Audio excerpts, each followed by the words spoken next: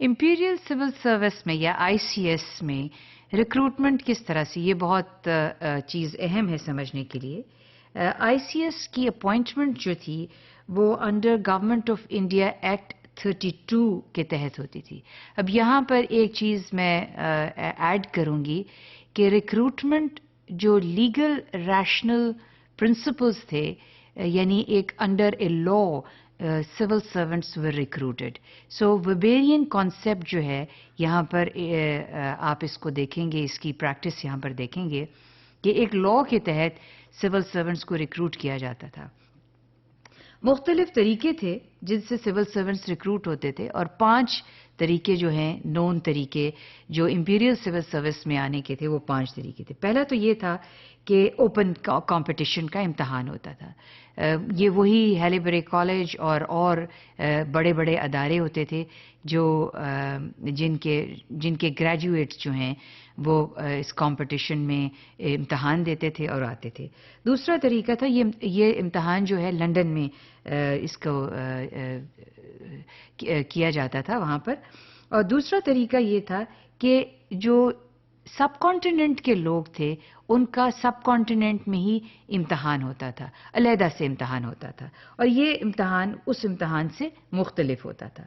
تیسرا طریقہ تھا کہ نامینیشنز ہوتی تھیں. بہت سے لوگوں کو نامینیٹ کیا جاتا تھا کمیونل بیسس کے اوپر یا پروونشل بنیاد کے اوپر، پروونشل ریپرزنٹیشن پہ.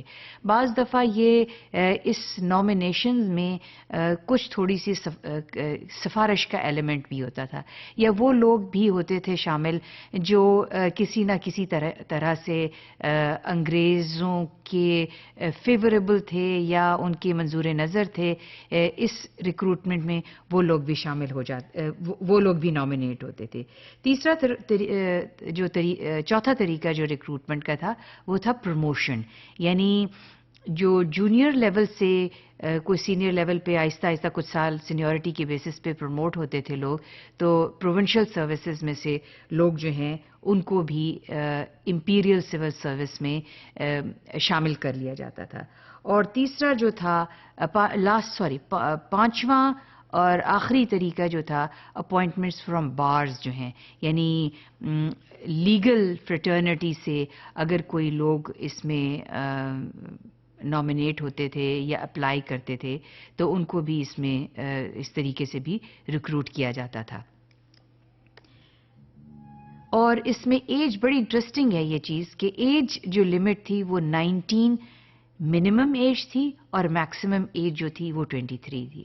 اس ایج کو کم رکھنے کی وجہ یہ تھی کہ جو لرننگ ہوتی ہے، جتنی ینگر ایج میں آپ سروس میں شامل ہوتے ہیں اتنا آپ اس سروس کے طور طریقے اور اس سروس کے جو رولز اور ریگولیشنز ہیں اور اس کے جو نارمز اینڈ پریکٹسز ہیں اتنا ہی آسان ہوتا ہے اپنے آپ کو اس سروس میں مولڈ کرنا. تو لہٰذا منیمم ایج 19 تھی اور میکسیمم ایج 23 تھی to get recruited in the imperial civil service. After indigenization جب شروع ہو گئی اس امپیریل سول سروس میں، تو جو یہاں کے لوکل لوگ تھے انہوں نے بھی تعلیم کی طرف توجہ دی، اور سب سے پہلا جو سب کانٹیننٹ میں انڈین امپیریل سول سروس میں شامل ہوا وہ بنگال سے تھا. اور اس نے یہ ایک بہت ہی اس فیملی کے لیے میٹر آف پرائڈ تھا کہ ان کا جو بیٹا ہے وہ اس نے جا کے امتحان لنڈن میں دیا تھا، اور یہ پہلا بنگالی تھا جس نے جو امپیریل سول سروس میں شامل ہوا تھا.